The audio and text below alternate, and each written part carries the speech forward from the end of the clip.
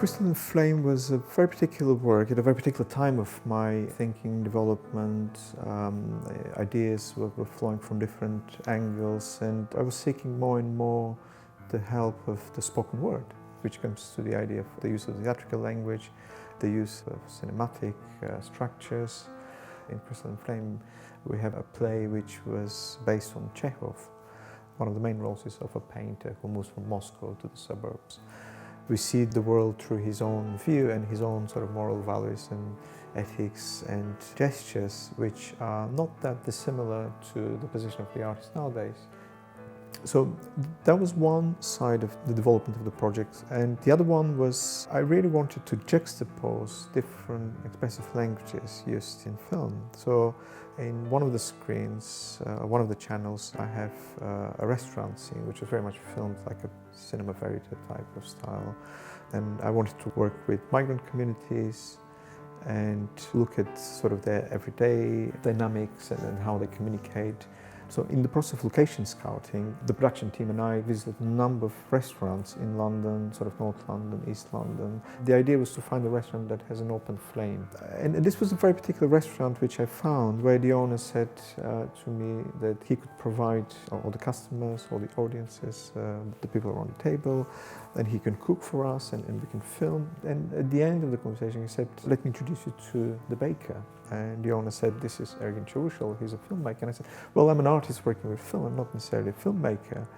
The baker took 2 pieces of bread out of the oven, looked at it and he said, I would like you to tell a story and I would like you to make a film." I thought, well, I have a character who has an interest in cinema, and I'm looking at the different expressive languages, and in this particular case he wants to tell me a story which is based on real life. The story told to us by the baker was about an alternative economy of smuggling that happens between the Syrian and the Turkish border, where they use children on donkeys that go across the border between landmine-strewn territories, and they would purchase or sell some goods on the other side and they'll bring them back to Turkey and vice versa. It's a very impoverished village where the only economy is smuggling. Predominantly boys go across the border. In the story there's a family that has 2 daughters, they don't have sons. So the father decides to shave the hair of the older daughter and to put on a donkey and send her across the border with the other kids. And the girl successfully accomplishes the task, sells the goods, takes the money, buys some sweets, gets on the donkey, coming back at night. And I think the reason why they were using donkeys is because they can navigate between the landmines. But in this particular instance, the donkey steps on a landmine and then we have a sad ending. In this particular kind of very tragic instance, the donkey survives, which made me think later on about another project. In 2011, I was working on an exhibition for Rampa Istanbul, and it was a show where I worked with a number of different mediums. I had video installations, including Crystalline Flame.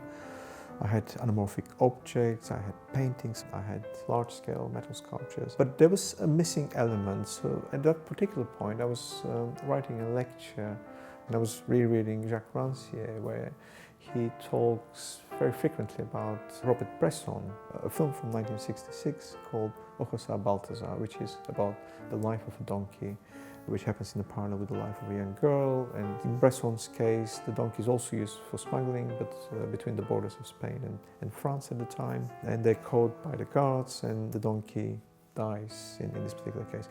So then I decided to watch it again.